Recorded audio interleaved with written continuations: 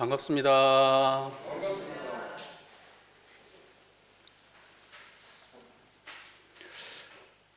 또 코로나가 또 유행입니다. 지금까지 해오셨던 것처럼 조심하셔서 또 지금 우리 교도님 중에 이제 주사 맞기 시작하신 분도 계시거든요. 백신 맞기 시작하신 분도 다들 백신 맞고 좀 안심될 때까지는 조심해야 될 것 같아요.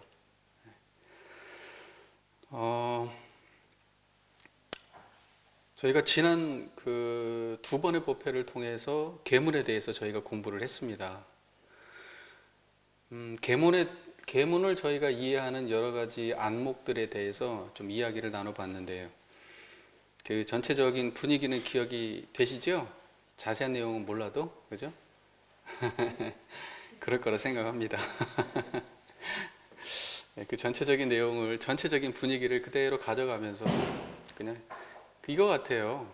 대종사께서는 그 대승성자입니다. 대승성자. 소승적 태도가 아니라 대승적 태도고, 우리가 계문을 바라볼 때는 항상 열린 마음으로, 아주 협소한 태도로 계문을 바라볼 게 아니라 열린 마음으로 계문을 바라보고, 또 그 계문이 나 혼자에게만 영향을 미치는 것이 아니라 모두에게 영향을 미치는 방향으로 그렇게 대종사께서 법을 짜주셨기 때문에 우리의 모든 행위는 세상에 유익함으로 남는다는 걸 꼭 명심하시면서 자기만을 위한 계문이 아니라 모두를 위한 계문이다.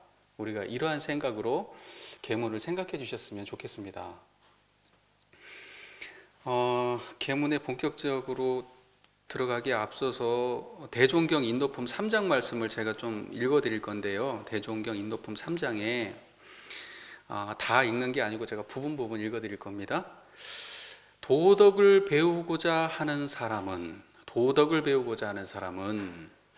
반드시 먼저 도의 원리를 알아야 할 것이며, 도의 원리를 안 이상에는 또한 정성스럽게 항상 덕을 닦아야 할 것이니, 그러한다면 누구를 막론하고 점점 도를 통하고 덕을 얻으리라. 그대가 이제 새로 입교한 사람으로서 먼저 도덕을 알고자 하는 것은 배우는 순서의 당연한 일이니, 나의 한 말을 명심하여 항상 도덕에 대해 철저하고 사사한 도에 흐르지 말기를 바라노라. 이 본문을 보면은요, 대종사께서 처음 입교한 분이 대종사에게 질문을 해요. 질문을 이제 도덕에 대한 질문을 하니까 대종사께서 쭉 말씀을 하세요. 그래가지고 우리 인도품 1장, 2장, 3장 말씀에 쭉 기록이 되어 있어요. 장문의 본문이에요. 그 중에 제가 3장의 이제 마지막 부분들만 조금 읽어드린 거예요. 제가 이 본문을 말씀드리는 이유는 뭐냐면, 새로 입교한 사람은 어떻게 해야 되냐. 다른 말로 우리가 오늘 보통급 10개를 공부할 텐데, 보통급으로 처음 불문에 입문한 사람들은 어떻게 해야 되느냐. 그냥 우리 법의 등급에 계문 10개 나왔으니까 그 계문만 그냥 받아 지키면 되냐. 그게 아니라 이 말씀을 드리고 싶어서 그러는 거예요. 처음 입교한 사람은 반드시 도덕을 제대로 공부를 해야 됩니다. 도덕을. 그 다른 말로 도덕이 뭐냐 그러면, 도덕은 이론상을 말하는 거예요. 이론상. 왜 네 맘대로 도덕이 이론상 말 나오지도 않았는데 왜 네 맘대로 이론상이라고 하냐. 제 맘대로 하는 게 아니고요. 다 공부하고 하는 말씀이에요. 자, 그래서 우리가 처음 입교를 해가지고 보통급 10개를 받았다고 하더라도 반드시 이론상은 공부해야 됩니다. 그때부터 시작해요. 이론상에 대한 공부는. 그러지 이론상 공부가요, 공부한 지 오래되신 분들이 하는 공부가 아니에요. 시작하자마자부터 바로 해야 되는 공부가 이론상 공부입니다. 도덕이 이론상 공부거든요.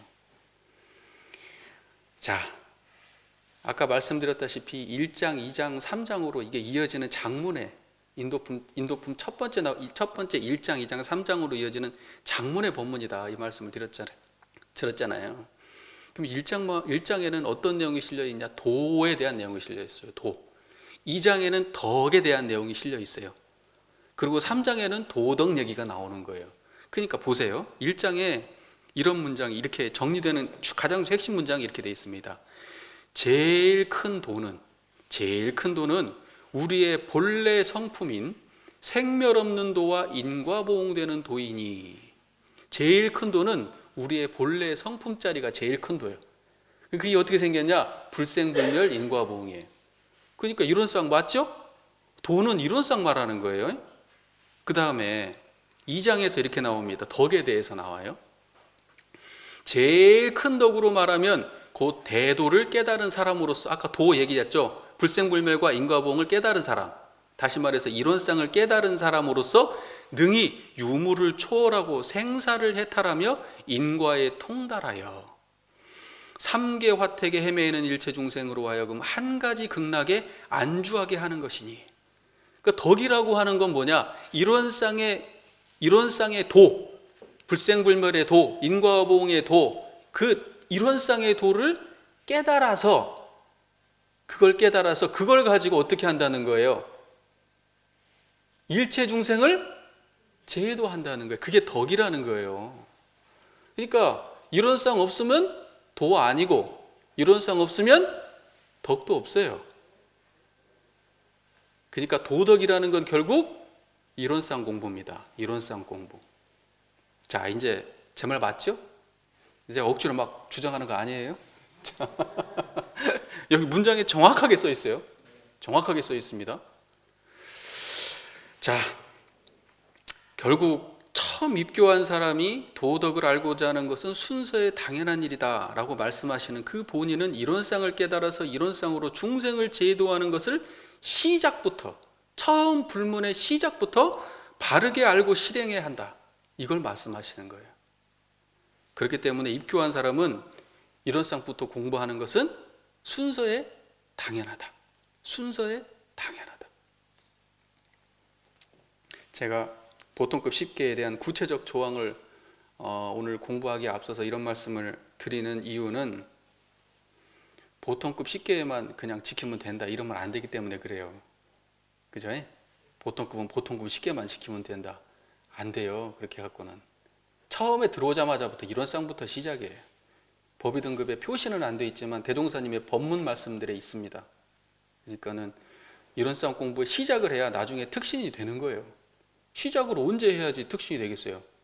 들어오자마자 공부를 시작해야 특신이 될 거 아닙니까? 아니에요? 공부를 않고 갑자기 특신이 어느 순간 막 다니다 보니까 그냥 됩니까? 그런 건 없어요. 그래서 보통급 들어오자마자부터 이론상 공부는 당연한 거다. 이건 그래서 제가 항상 드리고 싶은 말씀은, 이론상 공부는 우리 법신불 이론상, 신앙의 대상이자 수행의 표본인 법신불 이론상은 그것은 기초다. 기초. 원불교인들의 기본이면서 기초다. 그리고 그것이 가장 궁극이다. 이 말씀을 꼭 먼저 드리고 싶어서 제가 말을 꺼냈습니다. 자, 우리 보통급 10계문을 오늘 공부할 건데 한번 읽어볼까요? 81쪽입니다. 81쪽. 제11장 계문 1. 보통급 10계문 1. 연고 없이 살생을 말며 2. 도둑질을 말며 3. 간음을 말며 4. 연고 없이 술을 마시지 말며 5. 잡기를 말며 6. 악한 말을 말며 7. 연고 없이 쟁투를 말며 8. 공금을 범하여 쓰지 말며 9. 연고 없이 심교간 금전을 여수하지 말며 10. 연고 없이 담배를 피우지 말라.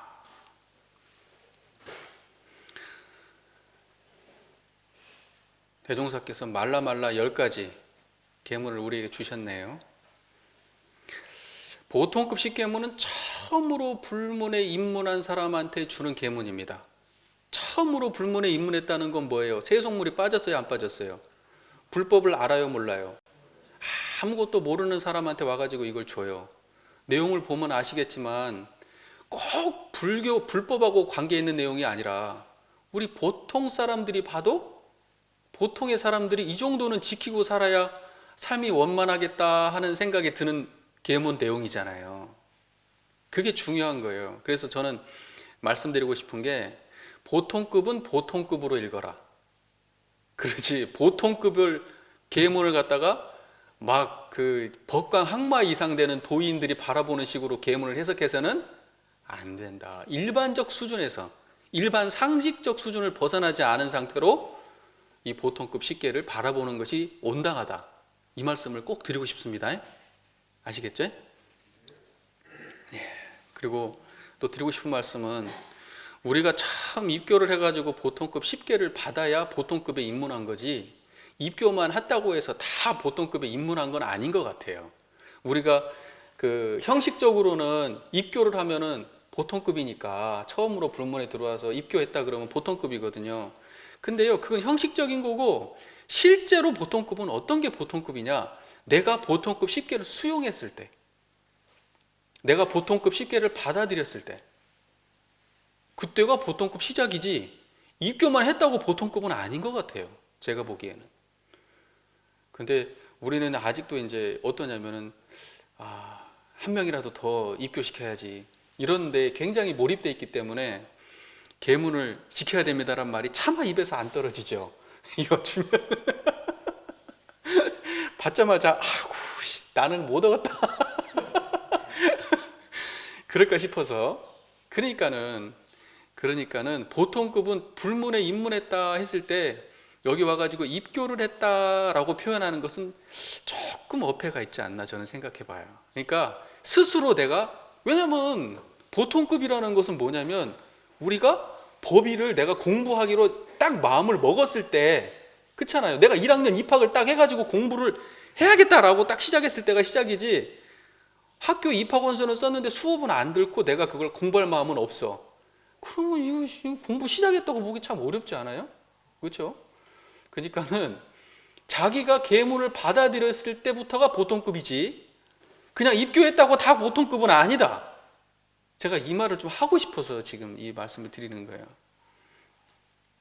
그래서 앞으로 우리 교단이 좀 그랬으면 좋겠어요. 공부를 좀 시켜가지고 입교를 시켜가지고 최소한 이걸 받아들이고 네, 이거 받아들이고 내가 지키든 못 지키든 일단 이것을 내가 보통급 식계는 내가 수행하는 내가 기준으로 내가 받아들이겠습니다 하면은 그 보통급 시작인 거예요, 이제부터. 근데 억지로 나오긴 나오는데 계문에서 알지도 못하고 지킬 마음도 전혀 없고 그냥 억지로 끌려 나온다 그러면 보통급은 아니에요. 저는 그렇게 생각합니다. 그런 경우 많잖아요. 저도 뭐 어렸을 때 중학교 때 저도 저 몰래 부모님이 입교를 시켰더라고요. 이름도 몰랐어요. 근삼이래요. 세상에 자기 마음대로 입교시켜놓고 받아온 이름이 근삼이요. 참 예쁜 이름도 아니고 뭔 보통급을 지켰겠어요. 보통급 식계문을 알았겠어요. 그럼 보통급 입문했다고 할 수 있냐? 아니잖아요. 솔직히 그건 아니잖아요. 그러니까 자기가 받아들여야 보통급 시작이지 입교만 된 것 같고 보통급은 아니다. 제가 오늘 계문을 전체적으로 보통급 식계를 쭉 그냥 우리 교도님들 그냥 읽어봐도 흔히 아는 내용이잖아요. 흔히 아는 내용이지 뭐 어려운 게 하나도 없어요. 보통급 계문을 설명한다는 것도 어떻게 보면 코미디 같은 일이에요. 이거 그냥 읽어보면 아는 일인데, 근데 우리가 또 공부의 차원에서 대승의 차원에서 계문을 갖다가 이렇게 협소하게만 이해하지 말고 제가 우리 삶에 구체적으로 조금 포괄적인 의미로 좀 계문을 말씀을 드리고 싶은데, 계문의 전체적 해석은 시창 23년 그러니까 원기 23년에 발행된 회보 46호에 게재된 계문준행과 범계해설, 계문준행과 범계해설의 그 대종사님의 법문 말씀을 참고해서, 그걸 그대로 하는 게 아니고 그 오래된 법문이니까 그걸 거의 참고해서 제가 살을 조금 붙였어요. 본의를 살려서 살을 좀 붙인 겁니다. 그러니까 제 마음대로 해석하는 건 아니에요. 제 마음대로 해석하는 건 아니고 이제 일부는 이제 내용이 별로 없는 부분들은 제가 제 마음대로 조금 살을 붙였습니다. 그 점은 좀 이해하고 이제 받아들였으면 좋겠습니다. 자, 첫 번째 계문 한번 볼까요? 첫 번째 계문은 연고 없이 살생을 말며 연고 없이 살생을 말하라. 살생하지 말라는 건데 연고가 붙었습니다. 여기는. 그러니까 연고에 대한 이야기를 저희가 좀 잘 해봐야 돼요. 자, 보세요. 살생은 뭐냐? 뭐 말할 필요가 없죠. 살생은 죽이는 게 살생이 생명을 죽이는 거.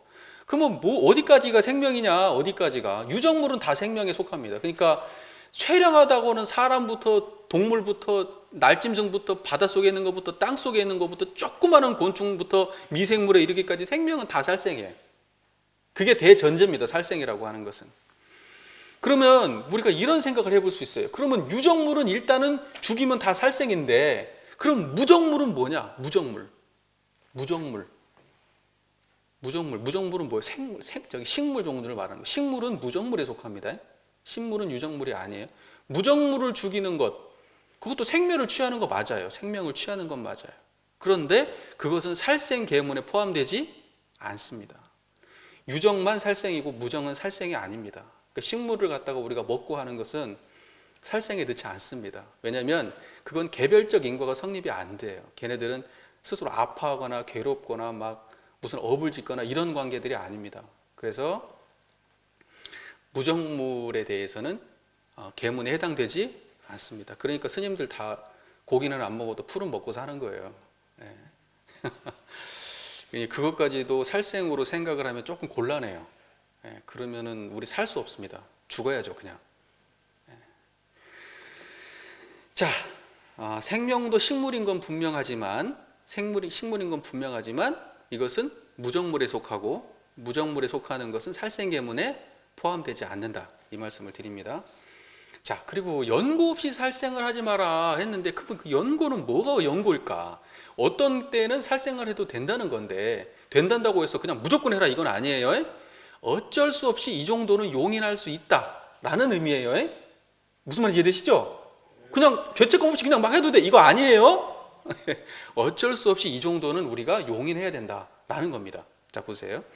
자신이나 또는 우리 가족이나 또는 우리 타인 이런 사람들이 어떤 특정한 그 동물로부터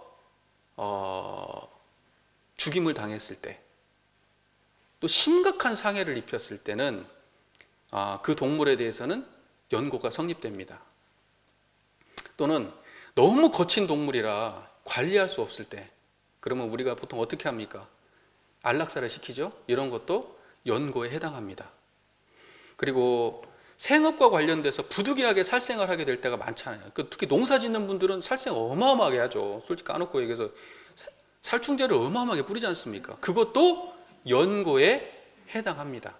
그 다음에 어업으로 이렇게 어쩔 수 없이 어업으로 생업을 삼는 분들, 이것도 연고에 해당합니다. 또는 축산업에 종사하시는 분들, 도축도 해야 되고 하잖아요. 이런 것도 연고에 해당하는 일이라고 볼 수 있습니다. 자, 그리고 이런 거 있잖아요. 가축병원에서도 이제 안락사 하잖아요. 안락사 시키고 하는 것도 다 연고에 해당하는 일이다. 이렇게 할 수 있습니다.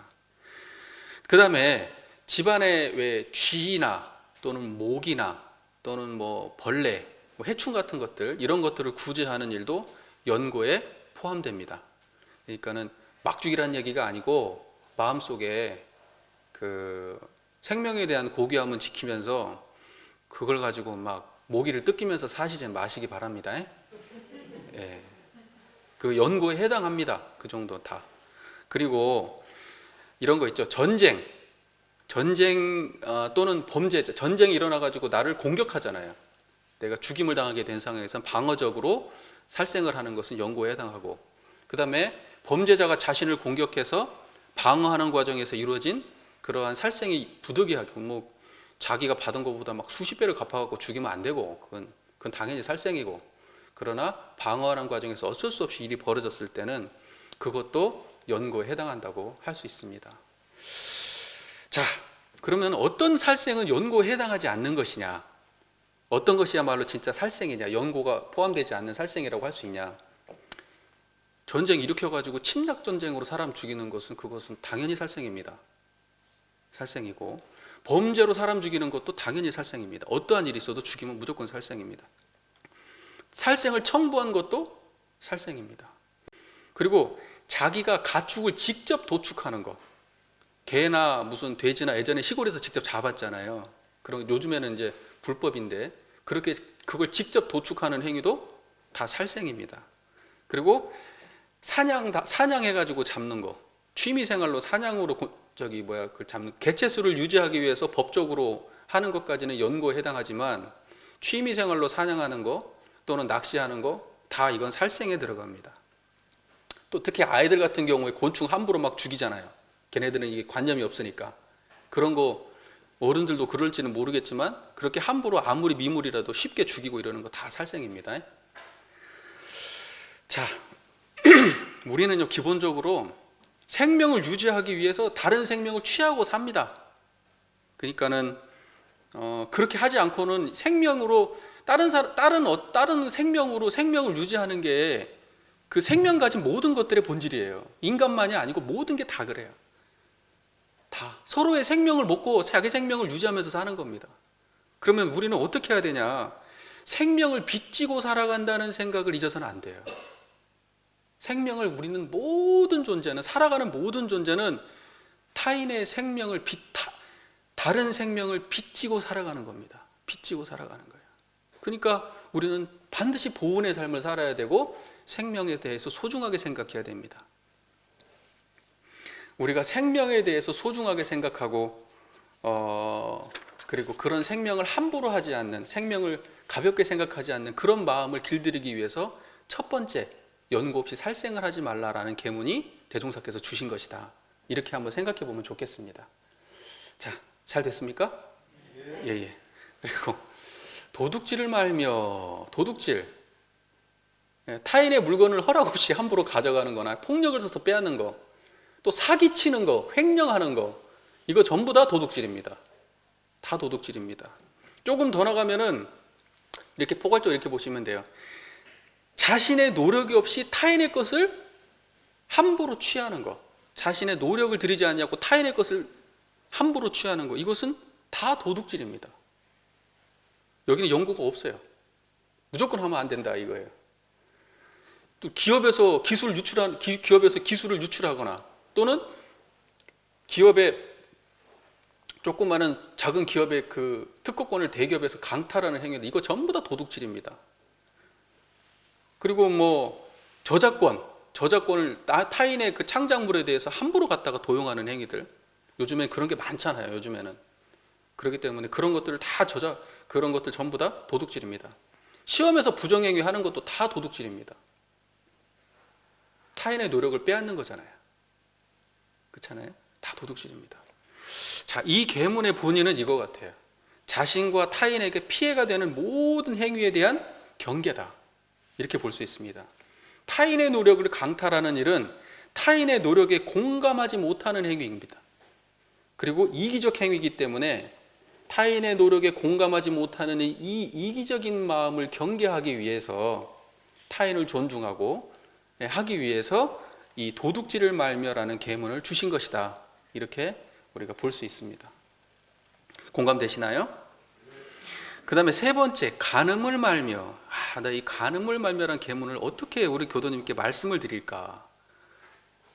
다른 것들은 디테일하게 하는데 이건 대충 넘어갈 수도 없고, 그래가지고 우리 정투한테 이걸 이야기를 했더니 너무 리얼해가지고 어른들 놀라실 것 같다고. 자세하게 하지 말고 대충 하라고 그러더라고요. 우리 어른들만 보지 않고 또 저거 녹화해가지고 또 올릴 거라서 좀 마음을 열고, 그죠? 우리 다 성인들이시니까 민망함이라도 좀 참고 좀 간음을 말미암은 계문을 제가 설명을 좀 드리겠습니다. 자, 간음이라는 것은 단순하게 깔끔하게 부부가 아니고 성관계하는 모든 게 다 간음입니다. 정식으로 합의된 법적으로 합의된 부부가 아닌 성관계는 다 일단 기본적으로 간음이라고 이야기합니다. 결혼 전에 있어지는 문란한 행위도 다 간음입니다. 그리고 성을 돈으로 사는 행위도 다 간음이고, 성폭행, 성추행은 말할 것도 없이 당연히 간음입니다. 예전에는, 과거에는 사랑하는 사람이라고 할지라도 결혼을 하지 않은 상태에서 이루어지는 성관계는 간음이었는데요. 요즘에는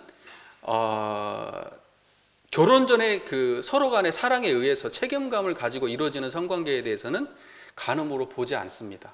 그것이 이 사회의 통념이고, 이걸 간음으로 본다고 하면은 세상에 다 가늠하는 사람들로 넘쳐날 겁니다. 예, 그러니까 이건 그렇게 해석하지 않는 것이 시대에 맞다, 이 말씀을 드리고 싶고요. 또한 아까 제가 보통급이라고 말씀드렸잖아요, 계문이. 그러니까는 우리가 성적인 생각이 일어나고 사라지잖아요, 사람들이. 순간적으로 그런 일들이 우리는 다 겪고 사는데, 그런데 성적인 생각이 일어난다고 해서 이것을 간음이라고 규정하진 않습니다. 생각이 일어나는 것까지는 간음 아니에요. 만약에 생각이 일어나는 것도 간음으로 한다 그러면 이것은 범마 상정급 계문에다 넣어야 돼요. 여기다 놓으면 안 돼. 무슨 말인지 이해가 되시죠? 생각 차원에서는 간음이라고 하지 않습니다. 실제로 그 육체적 행위가 이루어졌을 때 그걸 간음이라고 하는 겁니다. 자, 그리고 또는 타인에게 피해를 주지 않은 상태에서 자신의 성적 욕구를 간단히 해결하는 것, 이것도 간음에 포함하지 않습니다. 그리고 이 계문에서 중요한 것은 책임감 있는 성행위로 자신과 타인에게 씻을 수 없는 상처를 남기게 되는 것. 그죠? 자신과 타인에게 씻을 수 없는 상처를 남기게 되는 것, 이것을 경계하는 그러한 법문이라고 생각합니다.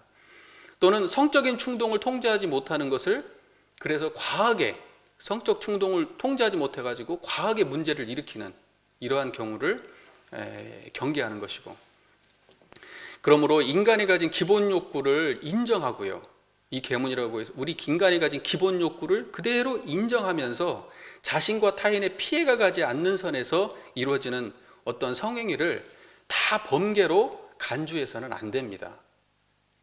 이해가 되시죠? 그러니까는 옛날 이거 제가 이렇게 해석하는 건 거기 나와 있는 내용이 아니에요. 이건 뭐 내용이 이렇게 나와 있질 않아요. 근데 제가 살을 붙인 겁니다. 왜냐하면 이러한 계문들이 수도자적인 아주 출가자의 입장에서 보면요, 그냥 간단해요. 그냥 결혼한 사람 말고 그냥 나머지는 다 간음이야, 그냥. 근데 그렇게 하면 안 된다는 거예요. 제가 대승적 입장에서 계문을 봐야 된다는 겁니다. 많이 불편하신가요? 괜찮으신가요? 예. 자, 그 다음에 4. 연고 없이 술을 마시지 말며.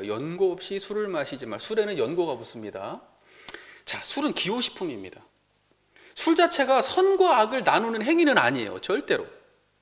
술 먹었다고 해서 그건 뭐 악이고, 술 안 먹었다고 선이고, 이런 거 전혀 아닙니다. 대종사님께서도 그 설명해 보면 그런 내용 전혀 없어요. 하지만 과하면 건강을 해치고 실수를 하게 돼서 자신과 타인에게 피해가 갑니다. 자신에게도 피해가 가고 타인에게도 피해가 갑니다. 또는 이것이 버릇이 돼버리면 술에 완전하게 자기의 마음 상태를 의지하게 돼버려요. 자기를 의지해버립니다. 술에다가 의지해버려요. 그러니까 이런 것에 병폐가 있기 때문에 여기에다가 연고 없이 술을 마시지 말며라는 계문을 주신 것입니다. 자, 그러면 이제 어떤 것이 연고냐? 이건 제가 다 그 나와 있는 내용을 참고해서 말씀드리는 겁니다.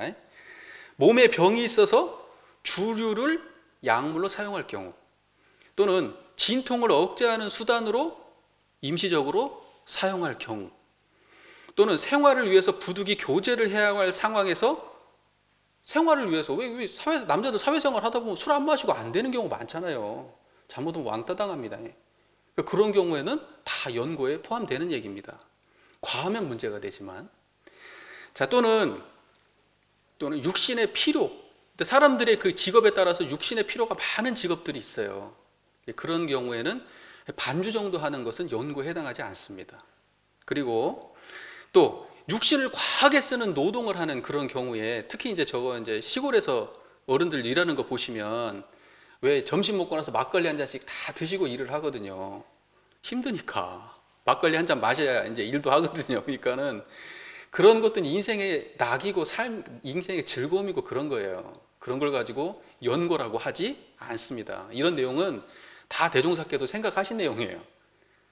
자, 그리고 또는 우리가 어떠한 이제 무슨 가족들 모임이나 어떤 모임들이 많이 있잖아요. 거기 가가지고 그 분위기를 해치지 않는 선에서 그 분위기를 받아주기 위해서 한두 잔 정도 하고 하는 것들을, 그런 것들까지 연고에 포함되지는 않습니다. 이것은 다분히 제가적 설명이죠. 제가의 삶을 존중하는 입장에서 그렇게 해석해 볼 수 있다 이 말씀입니다. 이해가 되시죠? 출가자가 이렇게 하는 얘기는 아니에요. 연고는 출가자한테는 조금 해당이 안 됩니다. 기본적으로, 전반적으로. 이것은 이제 재가자들한테 해당되는 말입니다. 자, 이제 연고에 대해 해당하지 않는 것, 연고에 해당하지 않는 것은 이런 겁니다. 버릇처럼 마시는 것을 그냥 버릇, 그냥 무조건 그냥 그 시간대 되고 그 상황이 되면 무조건 마시는 것, 이것은 연고 없이 술을 마시는 거에 해당하지 않습니다. 그건 그냥 범죄입니다. 그리고 과음하는 거, 과음해가지고 실수하는 거, 이거 다 범죄입니다. 그리고 이것은 아까 얘기했다시피 아까 연고에 대해서 말했을 때 그 연고에 어떤 상황에도 마찬가지, 그것은 과음하는 것은 다 범죄입니다. 무조건 연고에 해당 안 돼요. 내가 지금 뭐 일이 힘들다고 막 저녁에 막 과음을 하고 막 자고 이러는 거, 그거 다 범죄입니다. 똑같이 술 마셨다고 그냥 똑같은 상황이라고 많이 마시면 범죄가 돼요. 그것도 조절해야지. 그 다음에 이제 기분이 좋거나 또는 기분이 나빠서 우리가 술을 마시죠. 좋을 때도 마시고 그냥 안 좋아도 마시고, 오늘 술 한잔 하자, 맥주 한잔 하자, 그러는 거 아니에요? 기분에 따라서 마시는 술, 기분에 따라서 마시는 술은 사실 범죄입니다. 기분에 따라서 마시는 술은 범죄입니다. 그러니까 뭐냐면 대종사께서 이 음주, 이 연고 없이 술을 마시지 말며의 그 계문의 그 전체적 맥락을 보면 어떤 맥락이냐면, 삶을 방해하지 않는 선에서의 그것은 인정하지만 단순히 끌려서 마시는 것은 범죄로 인정합니다. 이해되시죠? 그 의도가 이해되시죠? 그런 겁니다. 그러니까 술을 마시는 행위 자체가 문제가 아니고, 술이 심리적 의지처가 되거나 또는 그것이 과해서 버릇이 되거나 술의 노예가 되는 행위를 경계하기 위해서 이 계문이 있는 것이다, 이렇게 이해하시면 좋습니다. 그러므로 술을 삶의 도구와 방편으로 삼지 못하고 단지 술 자체가 좋아서 술을 마시는 행위는 모두 다 범죄입니다. 자, 이해가 되시죠? 이해가 되시죠? 그래서 우리 교도님들 술 마시지 말란 얘기 아니에요. 한 잔씩 하세요, 기분 좋을 때. 그리고 범죄하세요. 그냥 체크하면 되지 뭐. 그리고 그 순간에는 보통급으로 가시는 겁니다. 아시겠죠? 그냥 오늘은 보통급 하랍니다 하셔요, 그냥. 저는 계물에 대해서 민감하게 말씀드리지 않습니다. 지켜야 되지만은 삶에 방해받으면서 그렇게 계문이 삶을 구속하는 방식으로 이루어져서는 안 됩니다. 그 본의를 잘 이해하시기 바랍니다. 그 다음에 잡기를 말며 모든 노름은 다 잡기예요. 노름하는 거 무슨 말 이해되시죠? 네, 뭐 화투 치고 또 카드하고, 그 다음에 또 빠찡코 있죠. 뭐 빠찡코 땡기는 거 슬롯머신이라고 그러나? 잘 모르겠어요. 하여튼 TV에선 같이 가본 적은 없어요. 땡기고, 그 다음에 뭐 카지노하고 경마하고, 그 다음에 뭐 스포츠 토토 이런 것도 있다면서요? 맞아요. 어떤 건지 잘 모르겠어요. 그게 어떤 건지. 하여튼 그런 게 있는 것 같아요. 요즘 그런 게 많이 있습니다. 하여튼 인터넷으로 하는 뭐 게임들도 엄청 많잖아요. 돈 걸고 하는 게임들, 그런 거 되게 많은 것 같고. 그게 사행성을 조장하는 모든 행위 다 잡기입니다. 다 잡기입니다. 잡기에는 연고가 없어요. 연고는 없습니다. 하지만은 제가 조금 연고를 붙여가지고 해석을 해드리고 있습니다. 자, 또는 불필요하게 막 SNS라고 아시죠? 막 이렇게 사람들 막 서로 소통하는 SNS, 막 거기에 막 완전히 막 빠져가지고 살거든요, 젊은 사람들이. 그 SNS나 또 인스타그램 막 자신 사진 올려가지고 막 뭘 먹었는지, 누굴 만났는지, 어딜 갔는지 막 그런 거 해가지고 그게 빠져가지고 사는 사람들이 많이 있어요. 이런 거, 또 그 유튜브에 필요 이상으로 집착하는 사람들이 있어요. 그 영상에서 못 빠져나오고 그냥 이런 것들. 그래서 문제는 뭐냐면 그걸 잠시 잠깐 하는 건 문제 안 돼요. 잠시 잠깐 하는 것은 그걸 가지고 범죄라고 하지는 않습니다. 다만 어떤 게 범죄냐면 그것 때문에 다른 일 못 할 경우, 다른 일에 지장이 생길 정도로 거기에 몰입해가지고 거기에 그러니까 뭐냐면 중독되다시피 해가지고 그렇게 하는 경우에는 그거 전부 다 잡기 계문의 범죄가 됩니다. 단체의 친목이나 가족 간의 화합을 위해서 우리가 이루어지는 그 윷놀이 한다든지, 또 점 10원짜리 화투 친다든지, 뭐 비싼 거 치면 안 돼요. 1원이나 10원짜리 하셔요. 그다음에 이제 뭐 인터넷 게임 같은 거, 친구들 만나가지고 게임 한 판 하고, 또는 친구들 만나서 당구장 가고, 또는 가족들끼리 보드 게임 같은 거 아세요? 보드 게임? 보드게임 같은 거 하고 하는 것들, 그런 것들을 잡기라고 하지 않습니다. 그런 것들은 잡기 아닙니다. 그런 것들은 화목을 위해서, 그런 것들은 순간순간 다 필요한 일들입니다. 자, 이 계문에서 중요한 것은 화합이나 침묵을 위해서 이루어지는 과하지 않은 놀이는 잡기가 아니에요. 잡기 아닙니다. 그냥 화합이나 침묵을 위해서 그 순간에 이렇게 이루어지고 끝나는 그런 모든 것들은 잡기 아닙니다. 하지만 우리가 돈을 몰 목적으로 이루어지는 도박이나, 또는 우리가 할 일이 없을 때는 무조건 꼭 그 일을 하는, 무료한 시간을 때우기 위해서, 무료한 시간은 우리가 노는 시간은 뭐라고 돼 있죠? 노는 시간은 무료한 시간을 말하는 거예요. 그때는 어디에? 경전복구 연습하라고 했잖아요. 예. 근데 이제 그런 거 안 하고 그냥 뭐 시간만 나면 그냥 무조건 그냥 뭐 게임을 한다든지 이러면 그거 다 잡기입니다. 버릇처럼 하는 거. 하고 싶은 마음에 끌리거나 또는 습관처럼 시간과 노력을 낭비하는 모든 행위, 시간과 노력을 무료하게 낭비하는 모든 행위를 다 잡기라고 말씀하십니다. 왜냐하면 대종사께서 잡기에 하실 때는 그 전체적 그 본문의 맥락을 볼 때 시간을 무료하게 보내버리는, 허망하게 시간을 보내버리는, 별로 도움되지 않는 곳에 시간을 쏟아버리고, 또는 잘못하면 가패망신, 패가망신하는 그런 일까지 가는 일을 방지하기 위해서 대종사께서 이 계문을 내놓으신 겁니다. 그러니까 전체적 맥락은 그런 맥락이에요. 그러니까 대종사께서는 유한한 시간을 허망하게 사용하지 말고, 마음이 불필요한 곳에 끌리는 자신을 깊이 자각해서 단순 흥미에 지나치게 중독되는 것을 경계하는 겁니다. 그리고 마음의 허영심도 내려놓고 정당히 노력해서 결과를 얻도록 해야지, 무슨 막 도박 같은 거 해가지고 그런 거 얻고, 이런 허영심 이런 걸 내려놓도록 하기 위해서 이 잡기를 말미의 계문을 주신 것이라고 생각이 듭니다. 그 다음에 6, 악한 말을 말며 욕하지 말라는 거예요. 욕하지 말라고요. 그냥 이년저년 하지 말라는 거예요. 이놈저놈 하지 말라는 거예요. 무슨 말인지 아시죠? 그렇게 욕하지 말라는 거예요. 그러니까 상대가 앞에 있는 경우에는 말할 것도 없고, 뒤돌아서 가지고도 안 듣는다고 해서도 욕하지 말라고요.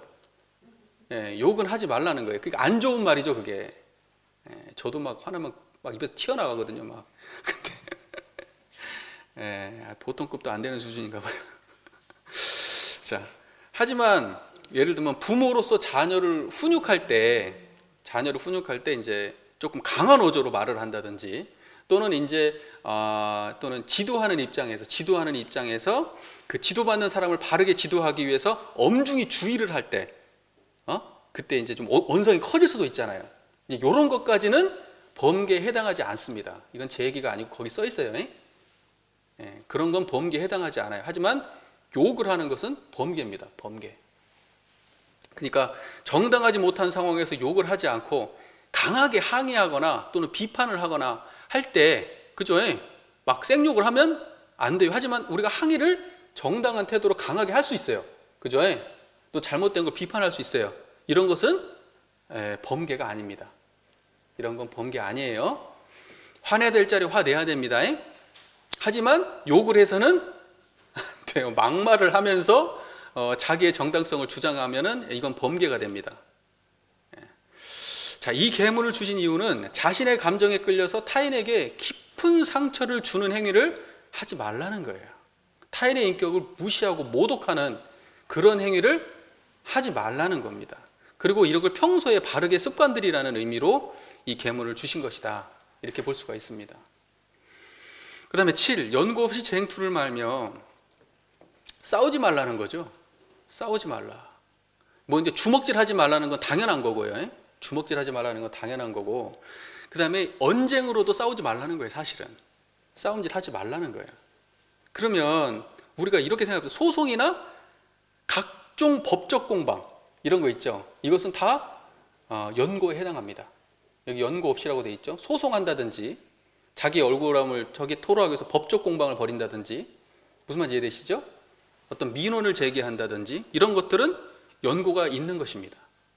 그리고 폭력적 언행을 쓰지 않은 상태로 억울함에 대해서 당당하게 권리를 요구하는 모든 행위들은 다 연고가 있는 행위입니다. 자, 누구나 살다 보면 다툴 상황이 생깁니다. 다툴 상황이 안 생기는 경우가 어디 있겠어요? 살다 보면 다 엄청나게 생기죠. 가족 간에도 뿐만 아니고 사회, 직장, 뭐 어디 간에도 다 다툴 일이 생깁니다. 하지만 그 모든 상황을 감정적이고 폭력적인 방법으로 해결하기보다는 정당하게 서로를 존중하는 관점에서, 그리고 법적 방법이나 원만한 타협을 통해서 그 문제를 해결하라는 거예요. 우리는 짐승이 아닙니다. 짐승이. 그죠? 최령한 인간이고, 그러한 최소한의 기본적 예의를 잃지 말고 모든 문제를 정당하게 해결하라는 겁니다. 그래서 연고 없이 쟁투를 말며, 이때 연고는 다 그래서 연고가 붙어 있는 겁니다. 무조건 싸우지 마, 이거 아닙니다. 우리는 생각보다 쉽게 감정의 동요가 되어서 말 한마디, 표정 하나에도 민감하게 생각하고 곧바로 싸움으로 번지는 경우가 아주 많습니다. 아주 많아요. 또 그렇게 하는 것이 싸움에 이기는 것이라고 생각하는 어리석음을 범하기도 합니다. 그냥 막 소리 크고 막 험상맞게 하면 저 사람이 깨갱하면 그게 이기는 거라고, 그게 어리석은 거예요. 그건 이기는 거 아닙니다. 그렇기 때문에 항상 감정적이거나 즉흥적으로 동요되지 말고 합리적으로 생각하고 판단해서 원만히 일을 처리하라는 의미에서 이 계문을 주신 것으로 생각합니다. 그 다음에 8. 공금을 범하여 쓰지 말며, 자기가 속한 어느 곳에서라도 공금을 사적으로 범하여 사용하지 말라는 거죠. 사적으로. 또는 차용해서 차용을 했는데 갚지 않는 거, 이것도 다 범죄입니다. 돈 빌려놓고 안 갚는 거. 또는 국가에 납부해야 될 세금이나 또는 공과금이나 과태료 내지 않는 거, 이것도 전부 다 범죄에 해당합니다. 이것도 다 범죄예요. 또는 이 가족 간에서도요, 가족 간에서도 상의 없이 타인한테, 가족 구성원이 상의 없이, 가족 구성원도 공입니다. 공이에요. 가족 구성원과 상의 없이 돈을 함부로 사용해서 가족 구성원의 신뢰를 잃게 되는 것, 이것도 전부 다 범죄에 해당합니다. 가족 몰래 타인에게 보증을 선다든지 돈을 빌려주는 행위, 몰래, 이거 전부 다 범죄입니다. 범죄예요. 공금을 함부로 범하에 쓴 겁니다. 그것도. 교당에서 교무가 공사를 구분하지 못하고 교당의 운영비를 빈공영사, 공을 빙자해서 사적으로 운영했다면 그거 전부 다 범죄입니다. 범죄. 이 계문을 주신 이유는요, 모든 사람들이 자신이 속한 곳에 피해를 주지 말라는 거예요. 자기 마음대로 해가지고 그 수많은 사람들의 그 공물에 대해서 함부로 생각하지 말라는 거예요. 많은 사람들에게 죄업을 짓지 말라는 거예요. 자신을 항상 돌아보고 어느 곳에 처하든 공과 사를 면밀히 구분하고 무력으로부터 자신을 지켜내도록 하기 위해서 이 계문을 주신 것이다. 이렇게 생각해 볼 수 있습니다. 자, 그 다음에 9. 연고 없이 신교간 금전을 여수하지 말며. 회보 제46호 제가 참고하고 있는 이 본문에서는 초기에 대종사께서 제가에게는 이 문구가 관계없다고 말씀하시고 이것은 출가 회원만 지키도록 하신 계문이었습니다. 이것은 연고 없이 신교가 금전을 여수하지 않는 것은 출가는 무조건 하지 마라. 제가에게는 해당 자체가 안 돼요. 이 계문이. 제가에게는 아예 이 계문이 필요가 없는 거라고요. 아예 없는 거하고 똑같은 거라고요. 왜냐하면 제가들은 어때요? 살아야 되니까 빌리고 갚고 하고 사는 거 아니에요. 근데 출가들은 그렇게까지 하지 말라는 거예요. 근데 하더라도 연고 있게 하라. 이런 의미로 사실 9번 계문은 당대 있었던 겁니다. 있었던 거예요. 그런데 저는 그런 관점은 뿐만이 아니고 우리가 살다 보면 실제로 그렇잖아요. 이 계문을 주신 이유는 돈을 주고받는 경우에 항상 좋은 뜻으로 그 돈을 주고받지만 다 그렇잖아요. 딱 하니까 도와주고 뭐하고 다 했는데 나중에 어떤 결과가 일어나면 돈도 잃고 사람도 잃어요. 돈도 잃고 사람도 잃습니다. 그러니까 참 인색하게 하는 것도 문제가 되지만 그걸 정말 신중해야 되는 것 같아요. 돈 빌려주고 갚는 일은. 사람이 화장실 들어갈 때 나오고 들어갈 때 다르고 나올 때 다르다고요. 돈을 빌릴 때의 그 마음하고 갚을 때 그 마음은 완전히 다릅니다. 생돈 나가는 것 같아서 자기가 생돈 나가는 것 같은 느낌이 들거든요. 빌려줄 때도 마찬가지. 빌릴 때는 좋은 마음인데 받을 때는 어때요? 쩔쩔매면서 받습니다. 다 아시죠? 그런 거. 다 아시잖아요. 그러니까는 돈도 잃고 사람도 잃고, 그러니까 얼마나 돈 빌려주고 받는 일이 신중해야 되냐. 지금 그걸 경계하시는 말씀이에요. 신중해야 된다. 근데 완전히 하지 말라 이 말은 아니에요. 신중하게 해라. 이런 의미입니다. 자, 보세요. 보증을 산다든지 또는 친하다는 이유로 지나치게 큰 돈을 너무 이렇게 자기 분에 넘치는 큰 돈을 융통해 준다든지, 또는 자기한테 없는 돈까지 대출해서 주는 사람들도 있어요. 이런 거 하면 안 됩니다. 이런 거 하면 안 돼요. 특히 혹 자기에게 섭섭함을 표시한다 하더라도 그렇게 하면 안 돼요. 그 섭섭하더라도 그렇게 하면 안 됩니다. 그건 둘 다 죽는 일이에요. 그리고 정신이 똑바로 박힌 사람은 그렇게 함부로 융통 안 합니다. 예. 웬만하면 자기가 해결하려고 하죠. 자, 가족이 있는 경우에는 아무리 자기가 사적인 돈을 가족이 모르는 사적인 돈이 있더라도 그거 가족과 상의 없이 빌려주는 것도 이거 공금을 범하에 쓰는 겁니다. 사적으로 연고 없이 금전을 여수하는 거다고 할 수가 있습니다.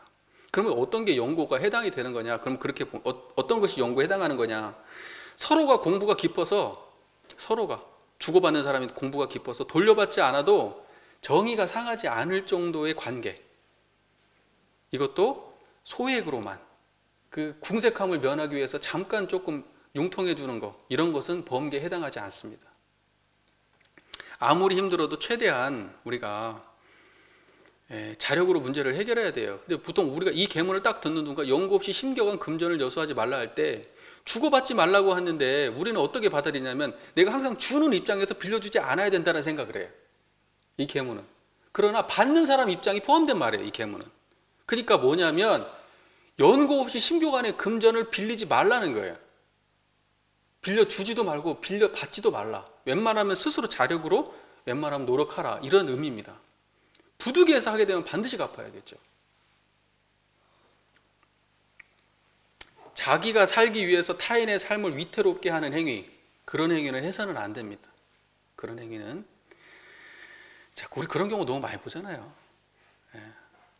그런 거 많이 보잖아요. 자, 그 다음에 10. 연고 없이 담배를 피우지 말라. 연고 없이 담배를 피우지 말라. 회보 46호예요. 이 계문은 출가 회원에게 하나고 재가 회원에게는 관계치 아니한다. 이렇게 되어 있습니다. 재가들은 담배 피거나 말거나 상관 안 하겠다는 거예요. 네. 근데도 교당에서 담배 피면 안 됩니다. 교당, 그러니까 뭐냐면, 이것이 그러니까 뭐 당대의 대종사가 이렇게 생각하셨던 거예요. 거기에 써 있어요. 진짜로 명문이 딱 돼 있어요. 이렇게. 재가 회원에게는 해당이 안 된다. 이건 출가한테만 해당된다. 이렇게 써 있어요. 근데 재미있는 왜 대종사께서는 분별이 없어요. 담배 피는 거에 대해서. 아무 생각이 없어요. 이 재미있는 얘기 하나 해드릴까요? 대종사님 당대 때 초기에 제자들과 앉아가지고 꼼방대 같이 피고 그랬어요. 모르시죠? 대종사님 제자들하고 같이 맞담배 피고 그랬다니까? 그리고 나서 정산종사님 화일에서 만날 때요, 대종사께서 자기 꼼방대를 선물로 줍니다. 애정의 증표로. 우정의 증표로 꼼방대를 선물해요. 그러니까 담배는 선악의 문제가 아니에요. 선악의 문제가 아닙니다. 그것은 특정한 출가자들이 생각이에요. 그렇게 선악으로 판단하는 사람들은.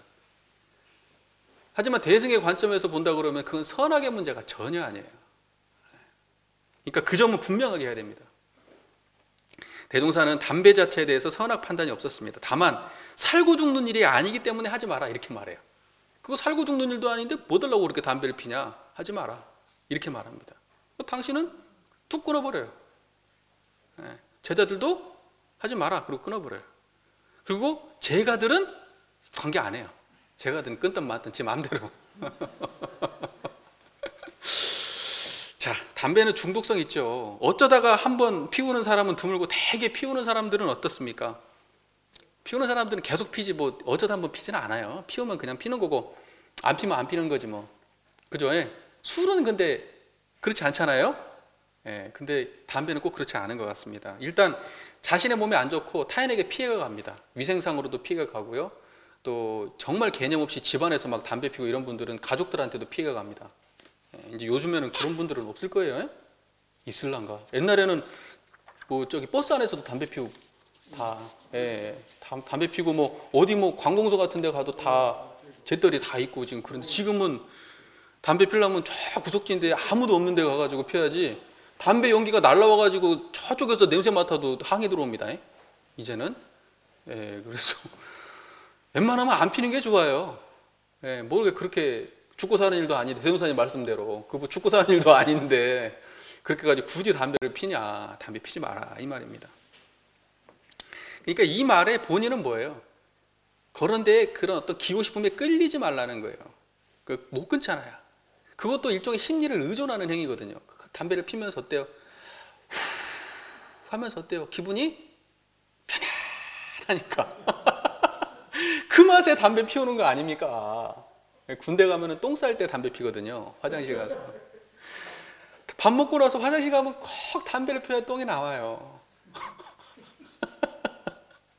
버릇이 돼서 그래, 버릇이 돼서. 버릇이 돼서.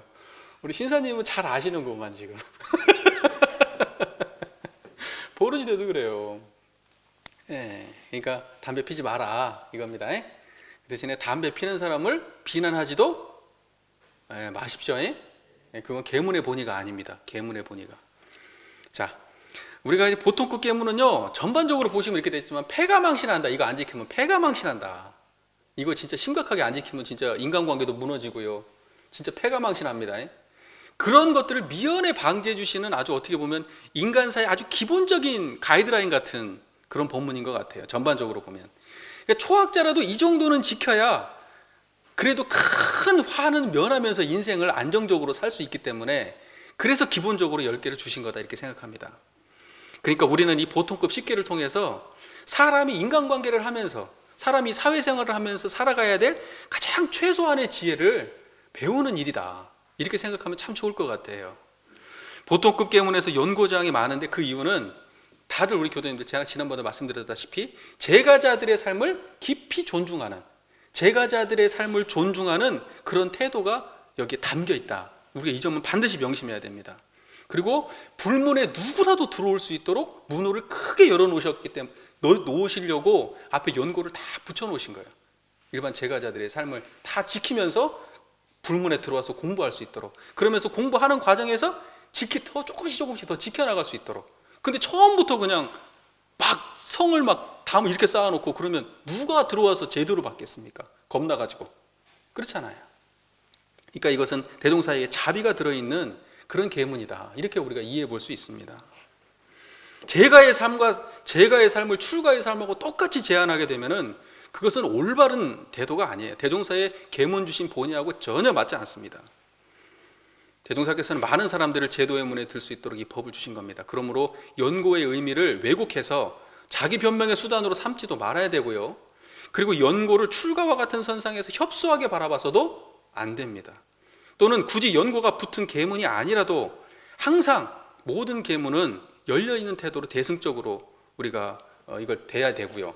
계문을 지키지 않는 타인에게 비난을 쏟아도 안 됩니다. 그것은 계문을 지키는 본의가 아니에요.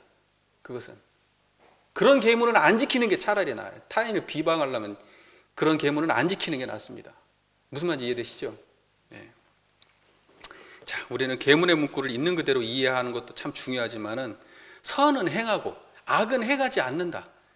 선은 행하고 악은 행하지 않는다. 그래서 선은 행하고 악은 행하지 않기 때문에 삶이 안정되고 보존될 수 있게 하기 위해서 이 계문을 주신 것이다 라고 하는 그 본의를 우리는 받아들여야 돼요. 그러니까 우리를 구속하기 위해서 한 게 아니에요. 계문은 우리를 자유롭게 하기 위해서고 우리의 삶을 문제없게 만들어주기 위해서 계문을 주는 거지, 계문이 우리를 구속하게 하려고 하는 거 아닙니다. 대종사의 입장은 전혀 아니에요. 그런 입장이. 근데 계문이 우리 삶을 구속할 정도로 계문을 해석한다? 잘못된 해석이에요. 대종사의 의도가 하나도 안 맞아요. 대종사가 술 안 마셨간디? 담배 안 피고? 대종사가 안 놀았간디? 화 안 냈간디? 예? 항의를 안 했까니? 다 했어요. 대종사가. 보통금도 안 되네. 대종사. 무슨 말인지 이해되시죠? 본의를 알아야 돼요. 계문을 이해할 때는. 무슨 막 율법 지키듯이 그런 식으로 계문을 이해하면 그건 전혀 원불교로 잘못 이해하고 있는 겁니다. 대종사에 대해서 오해예요. 오해. 제가 지금 이 계문 해석은 전부 다 어디에 근거했다고? 내 마음대로 했다고요? 대종사의 초기 본문에 근거해서 제가 말씀드리는 거예요. 꼭 그렇게 해야 된다 지금 이 말씀을 드리려는 건 아니에요. 하지만 대종사의 그 열린 태도는 우리가 확실히 알고 계문을 봐야 된다는 말씀을 드리고 싶은 거예요. 이해가 잘 되시죠? 네. 경청해 주셔서 감사합니다.